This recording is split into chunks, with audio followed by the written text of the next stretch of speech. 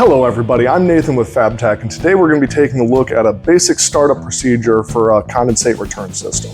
For our examples here today, we have a standard three-phase system with a mechanical alternator, and then to show something different, we also have a single-phase system with independent lead and lag float switches and an optional high-level alarm. Once the unit is piped into the system and main power is connected but still off, we can begin the final setup procedure. When piping the unit, it's important to remember not to plug or reduce the vent and overflow connections, as this can lead to pressurization of the vessel. Also, please note that when piping your discharge off your pump, it's important to pipe it per the system's flow rate, not according to the pump discharge connection size. Let me walk around and we'll take a look at these closer. Now that I've moved around to the front of the unit for better visibility, we can take a look at the next step. Ensuring that your handoff auto HOA switches are both set to off, we can go ahead and set the motor circuit protectors, or MCPs, appropriately. First, notate the amps on the motor nameplate appropriate to the voltage for the system. In this case, we have 230 volt system. The amps on the motor for 230 volt is listed at 2.5 amps. Now we can go into the control panel and set the dials on the motor circuit protectors. This little gray dial at the bottom left, we can set that appropriately for 2.5 amps. Now on systems with alarms, there's one extra step we have to do. That's why we have this unit here. These, what we call ice cube relays, will need to be plugged in. They're generally going to be found wrapped in bubble wrap and taped to the inside edge of the control panel. Now that those are plugged in, we can go ahead and turn on both motor circuit protectors and the control circuit breaker.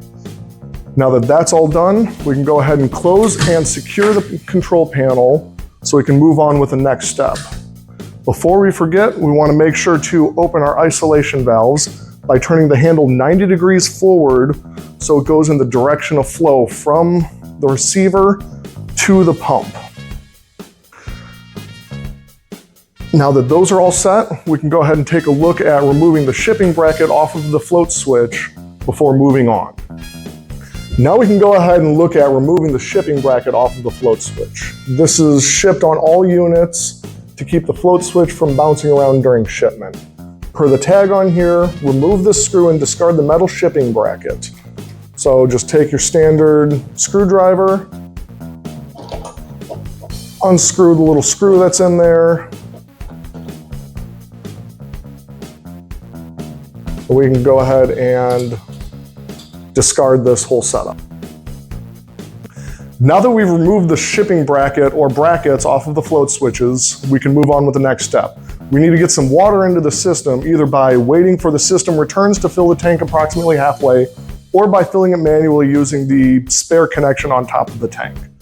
Once we get some water in the system, about halfway, we can go ahead and turn on our main power upstream supplying this unit. Once we get power to this unit, we can go ahead and, if it's equipped, turn on the main disconnect, and then one at a time, turn your HOA switches to auto. Now that the unit is ready and live, we can look closer at adjusting the float switch. Now that our unit is operational, we can go ahead and take a look at fine-tuning the adjustment of the float switch. This is factory set for a travel of approximately 1 inch above and 1 inch below the center line of the connection. To adjust this, simply loosen the screw and move the slider to the appropriate point. This may take several cycles to get right where you want it, but at the end, you want it to have both pumps running before the unit overflows and both pumps to stop before the unit is empty and runs the pumps dry. This will be approximately 2 inches visible in the sight glass. Once you have it at that point, you're all set. And that wraps up the basic startup procedure for a Fabtek condensate return system. Thanks for watching.